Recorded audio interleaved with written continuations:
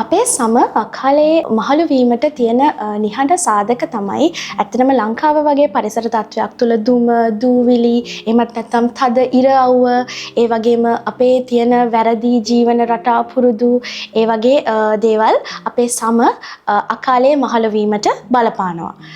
ඒ වගේම අපි මුලින් බලමු මොකක්ද මේ ඇත්තටම අකාලේ මහලු වීම. එහෙමත් නැත්නම් සයිලන්ට් ඒජින් කියන්නේ.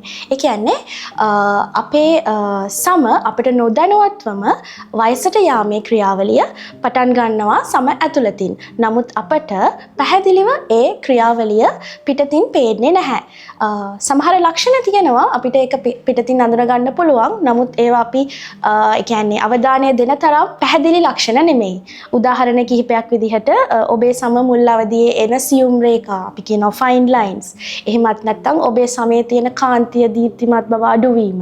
එහෙමත් නැත්නම් අඳුරු පැහැවීම.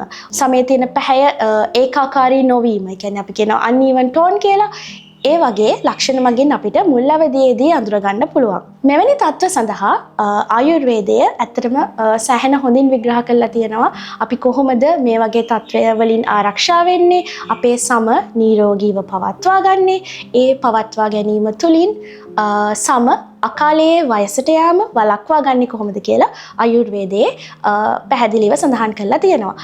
එහිදී ප්‍රධානම ප්‍රතිකර්මයක් තමයි තෛල අභ්‍යංගය. ඔබට පුළුවන් නම් හොඳ ආයුර්වේද නිෂ්පාදනයක්, හොඳ ආයුර්වේද තෛලයක් භාවිතා කරලා දිනපතා ඔබේ මුහුණ එහෙමත් නැත්නම් ඔබේ සම සම්බාහනය කරන්න, එහෙමත් නැත්නම් ඒක ඔබේ ඩේලි රූටීන් එකට එකතු කරගන්න, ස්කින් කෙයාර් රූටීන් එකට එකතු කරගන්න ඔබට පුළුවන් ඔබේ සම අකාලයේ වියපත් වීම, එහෙමත් නැත්නම් මහලු වීම වළක්වා ගන්න.